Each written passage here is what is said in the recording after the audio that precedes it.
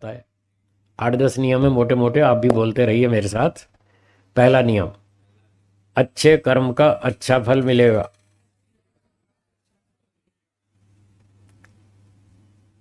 यज्ञ संध्या करेंगे, ध्यान उपासना करेंगे, अच्छे कर्म है, इसका अच्छा फल मिलेगा। मन में जीवन में इस जन्म में भी प्रसन्नता रहेगी और अगला जन्म भी मनुष्य का मिलेगा। तो ये पहला नियम हो गया, अच्छे कर्म का अच्छा फल मिलेगा। दूसरा, बुरे कर्म का बुरा फल मिलेगा। चोरी करेंगे, झूठ बोलेंगे, सिगरेट पिएंगे, शराब पिएंगे, व्यभिचार करेंगे, पाप कर्म करेंगे, तो उसका फिर आगे बुरा फल मिलेगा। सुअर, कुत्ता, शेर, भेड़िया, हाथी, बंदर, वृक्ष, वनस्पति, ऐसी योनियों में ईश्वर दंड देगा। कुछ कुछ फल इसका इस जन्म में भी मिलेगा। टेंशन में रहेंगे, तनाव से ग्रस्त रहेंगे, किसी ने आपकी चोरी पकड़ ली तो डरते रहेंगे। इस तरह से उसको भय लगेगा कि कभी मेरी पोल ना खोल दे। अगर गलती पकड़ी गई तो दूसरे लोग उसको ब्लैकमेल करेंगे और वो डरेगा बेचारा। तो इस तरह से कुछ कुछ इस जन्म में और बाकी फिर अगले जन्म में, इस तरह से कर्मों का फल मिलता है। तो अच्छे कर्म का अच्छा फल, बुरे कर्म का। तीसरा, पहले कर्म करेंगे बाद में फल मिलेगा। विद्यार्थी पहले परीक्षा देंगे, बाद में नंबर मिलेंगे। आपने सबने बचपन में परीक्षाएं दी होंगी, दी थी, तो आपको फल मिले थे, नंबर मिले थे। पहले परीक्षा दी, बाद में नंबर मिले, या पहले नंबर मिल गए एडवांस में और परीक्षाएं बाद में दी? हाँ, तो नियम है, न्याय की बात है, पहले कर्म करो बाद में फल मिलेगा। 3 नियम हो गए। चौथा, जितना कर्म करेंगे उतना फल मिलेगा। 1 महीना नौकरी करेंगे, 10 साल का वेतन नहीं मिलेगा, इतना मिलेगा 1 महीने। जितना कर्म करेंगे उतना फल मिलेगा, कम भी नहीं अधिक भी नहीं। अगर कम अधिक मिला तो अन्याय। जो कर्म का फल है वो न्याय है। हाँ बोलिए। जो कर्म के हिसाब से फल मिला वो तो है न्याय, और अगर कम अधिक मिला तो अन्याय, अथवा बिना कर्म के मिला तो भी अन्याय। बिना कर्म किए किसी को वेतन देते रहो, ये अन्याय है। काम करता है 1 महीना, वेतन देते हैं साल भर का, ये अन्याय है। काम करता है 20,000 का, वेतन देते आप 50,000 का, ये अन्याय है। अथवा 20,000 का काम करता है, वेतन 8,000 देते हैं, ये अन्याय है। तो ये सारा अन्याय है जो कर्म के विरुद्ध दिया जा रहा है, कर्म के हिसाब से नहीं दिया जा रहा। कम दे रहे हैं, अधिक दे रहे हैं, या बिना ही कर्म किए दे रहे हैं, ये सब अन्याय है। तो कितने नियम हो गए? 4। पांचवा, जो व्यक्ति कर्म करेगा उसी को फल मिलेगा, दूसरे को नहीं। ठीक है, जो परीक्षा देगा उसको नंबर मिलेंगे, जो नहीं देगा उसको नहीं मिलेंगे। जो अच्छा काम करेगा उसको इनाम मिलेगा, जो नहीं करेगा उसको नहीं मिलेगा। जो बुरा काम करेगा उसको दंड मिलेगा, जो बुरा काम नहीं करेगा उसको दंड नहीं मिलेगा। तो जो व्यक्ति कर्म करेगा उसी को फल मिलेगा। 5 नियम हो गए। छठा नियम, यदि कर्म करेंगे तो फल अवश्य मिलेगा,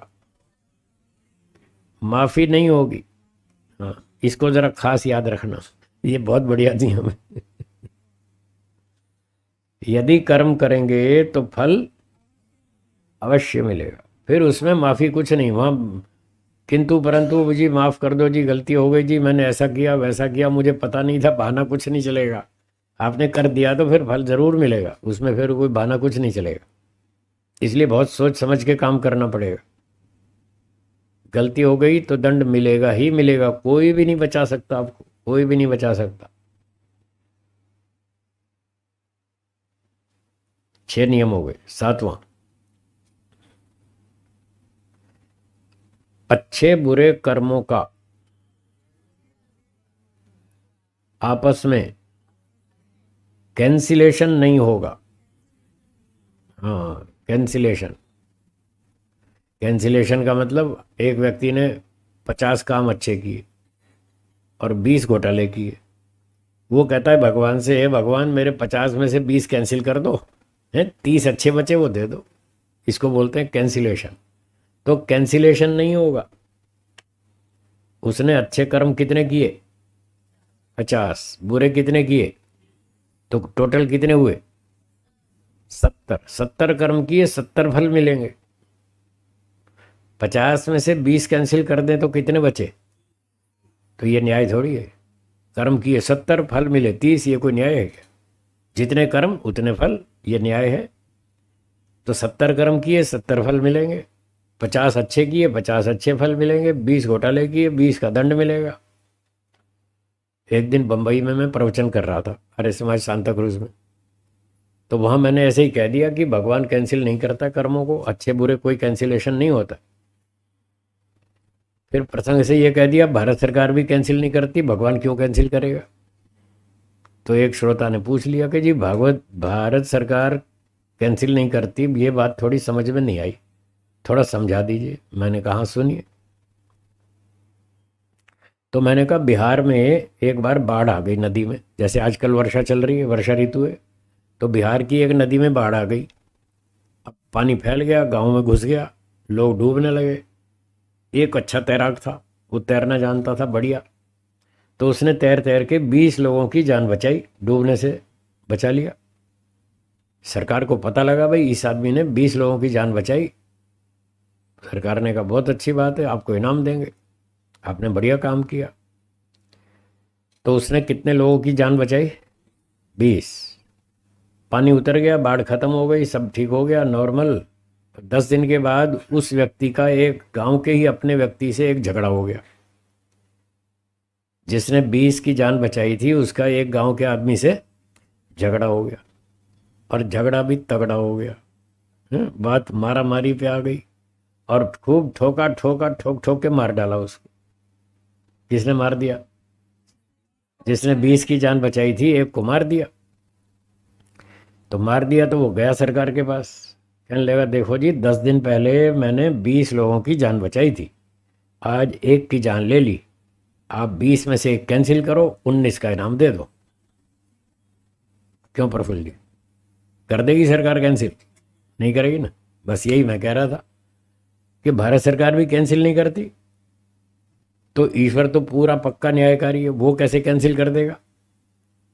किसी ने 50 कर्म अच्छे किए, 20 कर्म बुरे किए, वो 50 में से 20 कैसे कैंसिल कर देगा जब भारत सरकार भी कैंसिल नहीं करती? सरकार कहती है अच्छे कर्म का अच्छा फल, बुरे कर्म का बुरा फल, जो पहले 2 नियम लिखे थे आपने। तो वो कहती है आपने अच्छा किया, 20 की जान बचाई, उसका इनाम ले जाओ।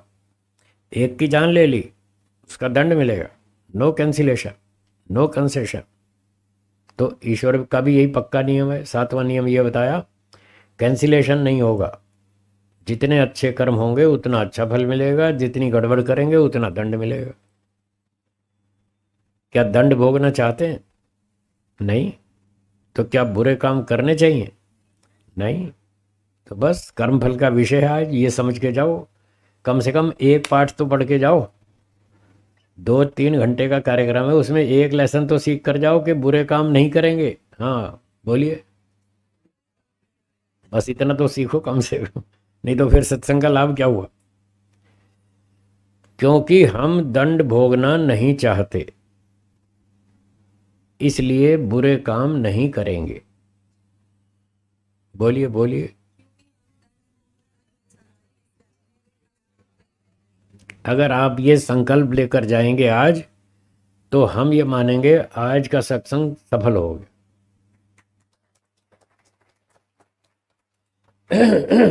तो कितने नियम हो गए? 7। 8वां नियम, कर्म को जानकर ही फल दिया जाएगा, बिना जाने नहीं। जैसे कोर्ट में न्यायाधीश पहले मुकदमा सुनते हैं सारा, हाँ या ना, जब तक मुकदमा पूरा नहीं सुन ले, पता ना चले किसने क्या किया, तो क्या वो न्याय कर सकते? नहीं कर पाएंगे। तो न्याय करने के लिए पहले पूरा कर्म की जानकारी होनी चाहिए। तो ये न्याय का नियम है 8वां। पहले कर्म को पूरा जान लेंगे, उसके बाद फल देंगे। जो भी अच्छा बुरा कर्म होगा उस हिसाब से फल दिया जाएगा। ये 8वां नियम। 9वां नियम, कर्म को जानने के बाद फल देने वाले व्यक्ति को फल की जानकारी होना भी आवश्यक है। अगर न्यायाधीश ने मुकदमा तो सुन लिया कि ये अपराधी है, इसने अपराध किया, इतना किया, ऐसे किया, प्रमाण भी सारे मिल गए, अब उसको ये फल का पता ही नहीं कि इस कर्म का क्या और कितना फल दिया जाए, ये पता नहीं, तो क्या वो न्याय कर पाएगा? तो ये भी एक नियम है कि उसको फल की जानकारी भी होनी चाहिए, किस कर्म का क्या और कितना फल देना वो जानकारी भी होनी चाहिए, तब वो ठीक न्याय करेगा। ये 9वां नियम। और 10वां नियम, कर्म का फल अधिकारी व्यक्ति ही देगा, सब लोग नहीं देंगे। ये 10वां नियम है। अब कोई गलती होती है नगर में, कोई गड़बड़ हो जाती है, चोरी झूठ छल कपट हो जाता है, धोखाधड़ी अन्याय होता है, तो उसका दंड देने का अधिकार न्यायाधीश को है। हर आदमी को दंड देने का अधिकार नहीं है। आप उस अपराधी को पकड़ लो, पुलिस तक ले जाओ, कोर्ट तक ले जाओ, वहाँ शिकायत करो, फिर आगे न्याय करना वो अधिकारी का काम है। वो न्यायकारी न्यायाधीश वो उसका फल देगा। तो ये 10 मोटे मोटे नियम हैं, और भी हो सकते हैं, मैंने तो संक्षेप से मोटे मोटे काम चलाऊ 10 नियम बता दिए।